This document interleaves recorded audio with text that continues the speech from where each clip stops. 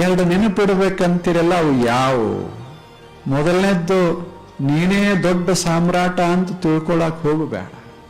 ನೀನೇ ಬಹಳ ಸುಂದರ, ನೀನೇ ಬಹಳ ಸಶಕ್ತ, ನೀನೇ ಬಹಳ ಬುದ್ಧಿವಂತ, ಎಲ್ಲ ತಿಳಿದವ್ ನೀನೇ ಅಂತೂ ಹಿಂದೆ ತಲೆ ಹಾಕೊಳಕ್ ಹೋಗಬೇಡ. ಅದು ನಿನಗೆ ತ್ರಾಸ ಕೊಡ್ತದೆ. ಎಲ್ಲದರ ಹಿಂದಿರುವಂತ ಅದ್ಭುತ ಒಂದು ಶಕ್ತಿ ಅದ, ಅದು ಜ್ಞಾನ ಪ್ರಜ್ಞಾಶಕ್ತಿ. ಅದು ಬಹಳ ಅದ್ಭುತ. ನೀನು ಸುಮ್ಮನೆ ಒಂದು ಕಣ ಅಷ್ಟೆ.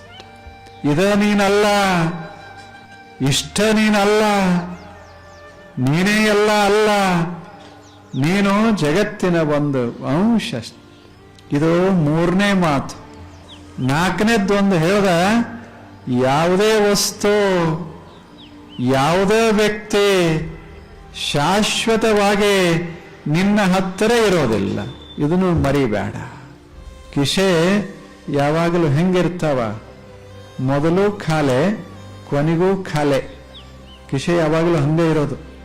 ನೀವು ಬೆಕ್ಕದ ಹಾಕಿರಿ ಕಿಶೆದೊಳಗೆ, ಅದು ಖಾಯಿ ತುಂಬಿಕೊಳ್ಳೋದಿಲ್ಲ. ಕಿಸೆ ಇರೋದು ಖಾಲೆ ಇರೋದಕ್ಕೆ, ತುಂಬಿಕೊಂಡು ಖಾಲೆ ಆಗೋದಕ್ಕೆ. ಹಾಗ ಜೀವನದಲ್ಲಿ ಎಲ್ಲ ಇರೋದು ತುಂಬಿಕೊಂಡು ಖಾಲೆ ಆಗೋದಕ್ಕೆ.